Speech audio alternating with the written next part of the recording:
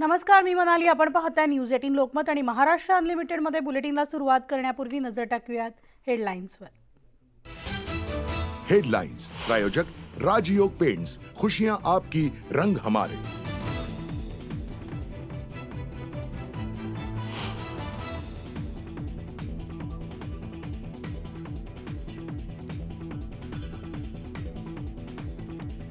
राम मंदिर उद्घाटनाचं मला निमंत्रण नाही, राज ठाकरेंची न्यूज 18 लोकमतला माहिती.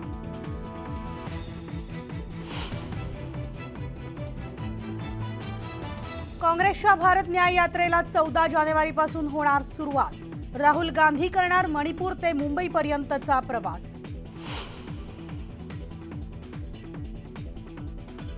शिवनेरी ते पुणे दरम्यान शेतकरी आक्रोश मोर्चाला सुरुवात. खासदार डॉक्टर अमोल कोल्हेंच्या नेतृत्वात मोर्चाचं आयोजन.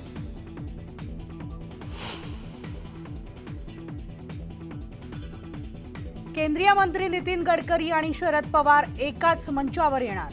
अमरावतीमधल्या कृषी प्रदर्शनाला लावणार हजेरी.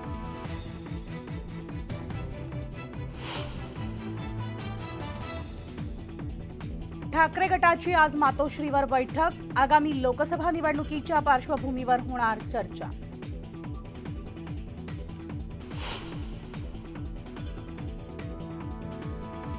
राज्य मागासवर्ग आयोगाची आज पुण्यात बैठक. मराठा आरक्षण सर्वेक्षणाच्या कामकाजाचा घेणार आढावा.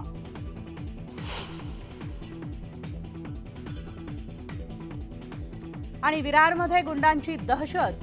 काठ्या आणि लोखंडी रॉडनं मारहाण, तर फरार आरोपींचा शोध सुरू.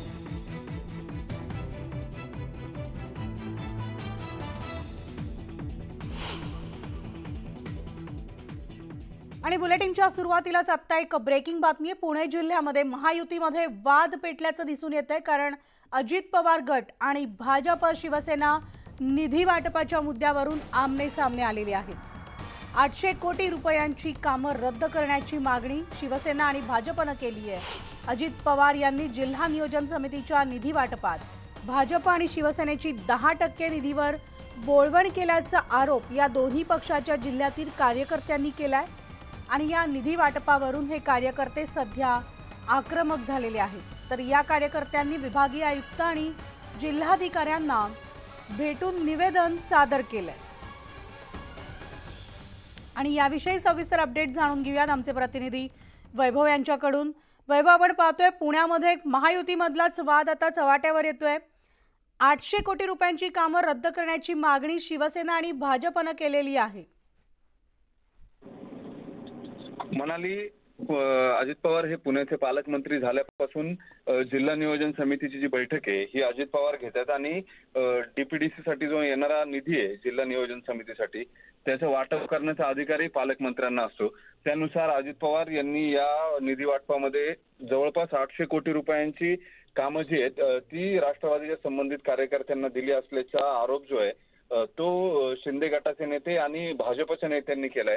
या संदर्भातलं एक निवेदन जे ते तक्रार अर्ज जो आहे तो सुद्धा विभागीय आयुक्तांना देण्यात आला आणि अजित पवार यांनी जी 800 कोटी रुपयांची कामं जिल्हा नियोजन समितीतून मंजूर केलेली आहेत ही कामं तातडीनं रद्द करावी अशा स्वरूपाचं हे पत्र देण्यात आले. त्यामुळे महायुतीत पुण्यात अजित पवार पालकमंत्री झाल्यानंतर पुन्हा नवीन वादावादी जी आहे ती सुरू झालेली पाहायला मिळते.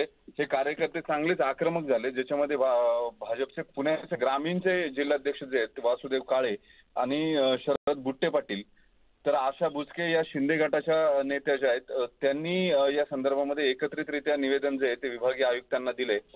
यापूर्वी जिल्हा नियोजन समितीवरती नेमणुका सुद्धा अजित पवार यांनी महिन्याभरापूर्वी केलेल्या होत्या, ज्याच्यामध्ये राष्ट्रवादीच्या कार्यकर्त्यांची वर्णी लावली आहे. पूर्वीचे जे कार्यकर्ते होते त्यांचा कार्यकाळ संपल्यानंतर भाजप आणि शिंदे गटाच्या कार्यकर्त्यांना कुठल्याही नियुक्त्या न देता राष्ट्रवादीच्या कार्यकर्त्यांच्या नियुक्त्या ज्या आहेत त्या करण्यात आलेल्या होत्या. त्याच्यामुळेही नाराजी होती.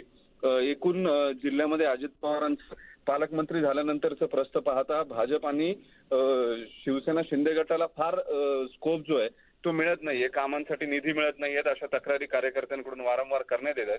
या संदर्भामध्ये मुख्यमंत्र्यांकडे सुद्धा तक्रार करणार असल्याचं या स्थानिक पदाधिकाऱ्यांकडून सांगण्यात आलंय. मनाली, धन्यवाद वैभव या सविस्तर माहितीसाठी.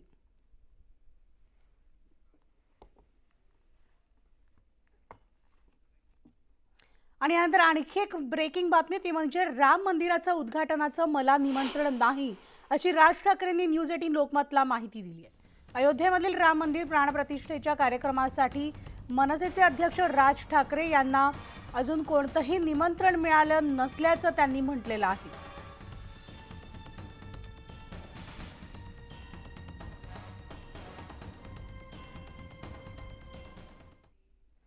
तर राहुल गांधी आता भारत न्याय यात्रा करणार आहेत. मणिपूर ते मुंबई 14 जानेवारी ते 20 मार्च दरम्यानचा हा त्यांचा प्रवास असणार आहे. राहुल गांधींची आता मणिपूर ते मुंबई अशी भारत न्याय यात्रा होणार असून 14 जानेवारी ते 20 मार्च दरम्यान 6200 किलोमीटरचा प्रवास ते पायी करणार आहेत. 14 राज्य आणि 85 जिल्ह्यांमधून ही यात्रा जाणार आहे.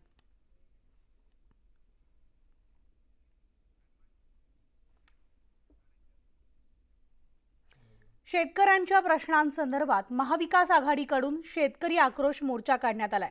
खासदार अमोल कोल्हे यांच्या नेतृत्वामध्ये किल्ले शिवनेरीपासून या मोर्चाला सुरुवात झाली, तर शिवनेरी ते पुणे असा हा मोर्चा असणार होता. कांद्यावरील निर्यात बंदी, दुधाचे पडलेले दर यामुळे शेतकरी अडचणीत आलाय. तर याबाबत खासदार सुप्रिया सुळे आणि डॉक्टर अमोल कोल्हे यांनी संसदेत चर्चा व्हावी अशी मागणी सुद्धा केली होती. या दोघांना दरम्यान निलंबित करण्यात आलं. त्यामुळे ही लढाई रस्त्यावर लढण्याचा इशारा डॉक्टर अमोल कोल्हे यांनी दिला होता आणि त्यानुसार हा मोर्चा काढला जातोय. संसदेमध्ये सुद्धा माझं आणि खासदार सुप्रियाताई सुळे यांचं निलंबन झालं. आमची मागणी काय होती तर कांदा निर्यात बंदीविषयी चर्चा करा, शेतकऱ्यांच्या कर्जमाफीविषयी चर्चा करा. जर सरकारला ही चर्चा मागणं गदारोळ वाटत असेल आणि निलंबन होत असेल तर हा शेतकऱ्यांचा आवाज सरकारपर्यंत पोहोचवण्यासाठी आणि त्याचबरोबर महाराष्ट्र सरकारनं सुद्धा केंद्र सरकारकडे ही आग्रही मागणी करण्यासाठी हा आपण मोर्चा करतो. 26 लाख लिटर हे दूध रोजचं संकलन आहे आणि यामध्ये शासकीय दूध संस्थांना केवळ 5 लाख लिटर दूध जातं. मग उरलेल्या 21 लाख लिटर जे दूध आहे दिवसाचं, या संदर्भामध्ये सुद्धा हे अनुदान देण्यात यावं. हे दुर्दैव आहे की 80 पैशाला 1 रुपयाला बनणारं सॉफ्टड्रिंकची बाटली ही 20-25 रुपयाला विकली जाते.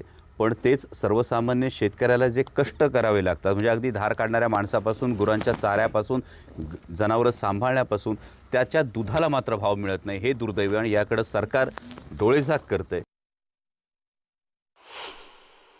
बिबट प्रवण क्षेत्रामध्ये दिवसा 3 फेज लाईटचा अखंडित पुरवठा करण्यात यावा. जर जिथे व्याघ्र प्रकल्प आहेत या व्याघ्र प्रकल्पांमध्ये जिथं आजूबाजूच्या गावांमध्ये 3 फेज लाईट दिली जाते तर आमच्याकडे पण माणसंच राहतात ना. म्हणजे गेल्या 6-8 महिन्यातली आकडेवारी बघितली तर 8 मृत्यू झालेले आहेत, 22 हल्ले झालेले आहेत आणि गेल्या 2 वर्षात तब्बल 18,000 जनावरं दगावलेली आहेत. आणि दिवसा 3 फेज लाईट नसल्यामुळे फक्त रात्रीची 3 फेज लाईट असताना लोक पाणी द्यायला जायला सुद्धा घाबरतात, अशी दहशत आहे. मग या माणसांचा विचार करून मानवीय दृष्टिकोनातून दिवसा अखंडित 3 फेज लाईटचा पुरवठा करण्यात यावा. तर भारताचे पहिले कृषी मंत्री डॉक्टर पंजाबराव देशमुख यांच्या जयंतीनिमित्तानं अमरावतीमध्ये राष्ट्रीय कृषी प्रदर्शनाचं आयोजन करण्यात आलंय आणि या कार्यक्रमानिमित्तानं केंद्रीय मंत्री नितीन गडकरी आणि राष्ट्रवादी काँग्रेसचे अध्यक्ष शरद पवार हे एकाच मंचावर येणार आहेत. या ठिकाणी राजकीय आणि सामाजिक क्षेत्रांमधील अतुलनीय कामगिरीसाठी शरद पवार यांचा सन्मान केला जाणार आहे. नितीन गडकरी यांच्या हस्ते पवारांचा सन्मान करण्यात येणार असून या सोहळ्याला हर्षवर्धन देशमुख, माजी मंत्री यशोमती ठाकूर, बच्चू कडू यांच्यासह इतरही नेते मंडळी उपस्थित असणार आहेत. तर राष्ट्रीय कृषी प्रदर्शन 4 दिवस चालणार असून या प्रदर्शनात शेतकऱ्यांना लाईव्ह प्रात्यक्षिक पाहायला मिळणार आहेत.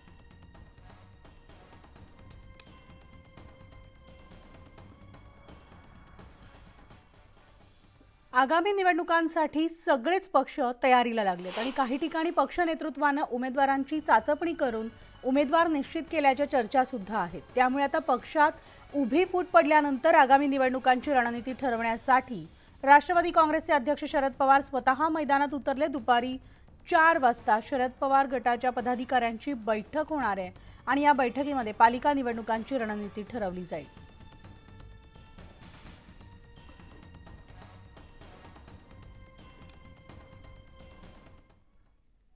तर आगामी निवडणुकांच्या पार्श्वभूमीवर ठाकरे गट ॲक्शन मोडवर आलेला असून ठाकरे गटाकडून बैठकांचं सत्र सुरू आहे. आज मातोश्रीवर दुपारी ठाकरे गटाची बैठक होणार आहे. या बैठकीत लोकसभा निवडणुकीबाबत चर्चा होण्याची शक्यता आहे आणि आजच्या बैठकीमध्ये उद्धव ठाकरे लोकसभा मतदारसंघाचा आढावा घेणार असल्याचं सुद्धा सांगितलं जातंय।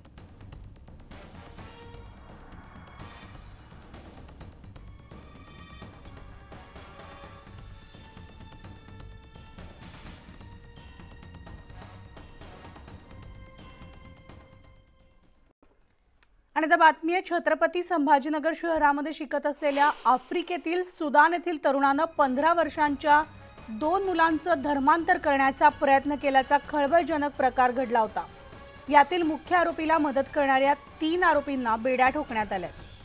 9 जानेवारीपर्यंत कोठडी न्यायालयानं सगळ्यांची न्यायालयीन कोठडीत रवानगी केली आहे। लिबान मेहंदी मोहम्मद, अमजद खान, आमिर खान पठाण, नशमी मुस्तफा मोहम्मद युसुफ अशी अटकेतील 3 आरोपींची नावं आहेत। धर्मांतरासाठी प्रोत्साहन देऊन मोबाईल अंक सिम कार्ड पुरवल्याचा ठपका 3 आरोपींवर ठेवण्यात आलाय।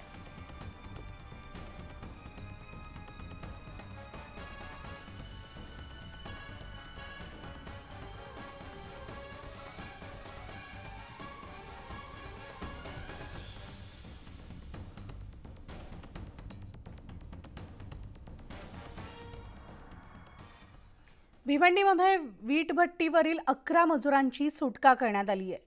चिंबीपाडा परिसरात वीटभट्टीवर काम करणाऱ्या मजुरांची आर्थिक पिळवणूक होत असल्याचा प्रकार समोर आला आणि या कामगारांना मारहाण तसंच शिवीगाळ केल्याचा आरोपही केला जातोय। दरम्यान श्रमजीवी संघटनेकडून या मजुरांची सुटका करण्यात आलेली असून वीटभट्टी मालकाविरोधात गुन्हा दाखल करण्यात आलाय।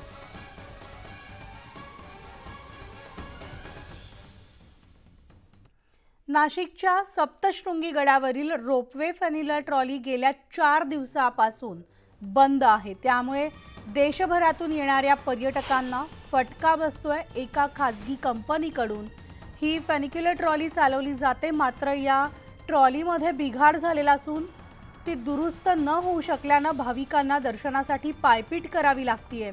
ज्येष्ठ नागरिक आणि दिव्यांग भक्तांना दर्शनाविना माघारी परतावं लागतंय।